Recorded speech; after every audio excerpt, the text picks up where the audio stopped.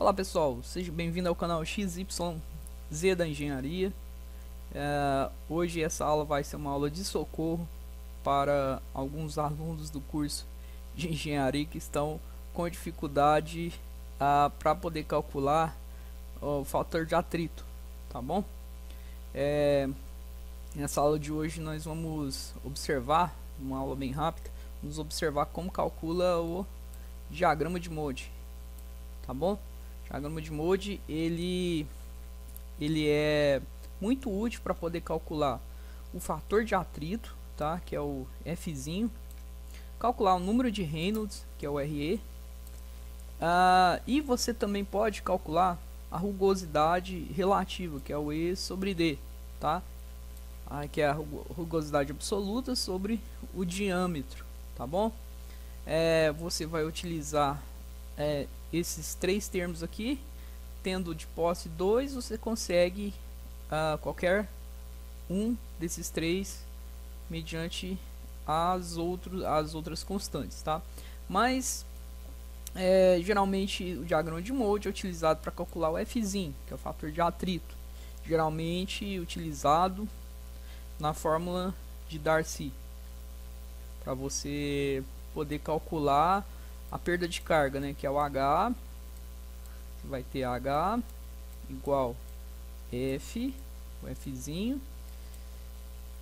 vezes a velocidade ao quadrado sobre 2 vezes a gravidade dividido pelo diâmetro vezes o L, que é a distância, tá bom? Desculpa aí esse 2 aí, ficou meio torto, mas é porque eu tô no mouse aqui, eu não tenho uma caneta própria para poder escrever. Então você calcula a perda de carga, o F para calcular a perda de carga, tanto distribuída quanto localizada, tá bom? Então na fórmula de Darcy o Fzinho vai entrar aqui, neste ponto, tá? Há N maneiras de se calcular o F, fator de atrito. Tem N maneiras, tá? Tem muitas fórmulas aí para você calcular.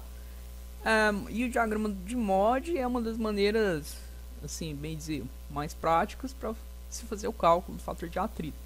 Bem, vamos mostrar aqui como que você vai utilizar o diagrama de Mode mediante a situação do gráfico.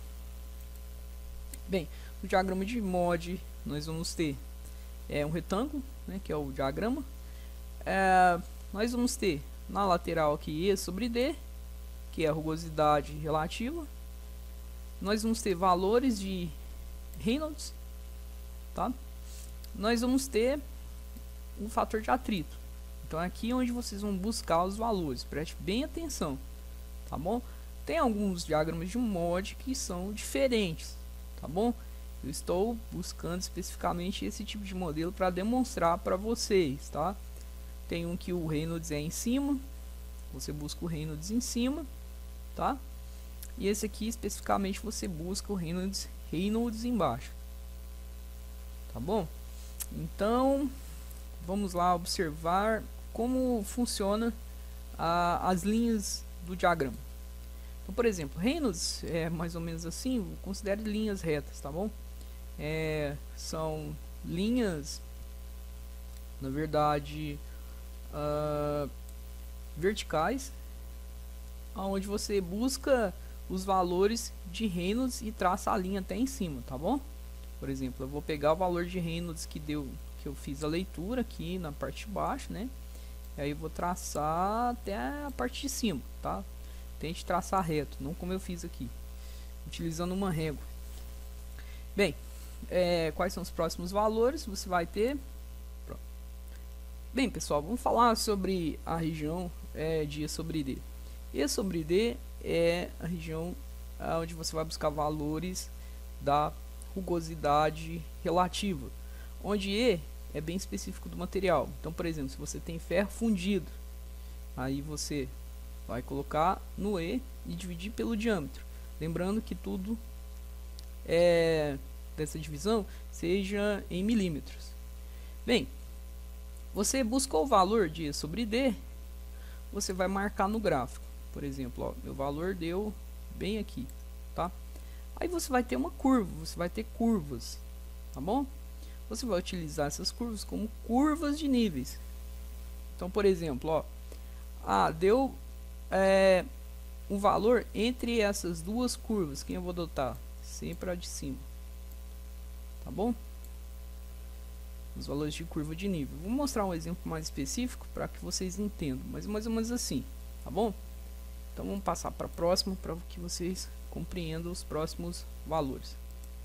Bem, logo que eu conseguir interceptar a curva, eu vou buscar a leitura no F. Então o F são as barras laterais, as leituras de F são as barras, são as linhas verticais, desculpa, horizontais, tá bom? Você vai buscar os valores horizontais em F.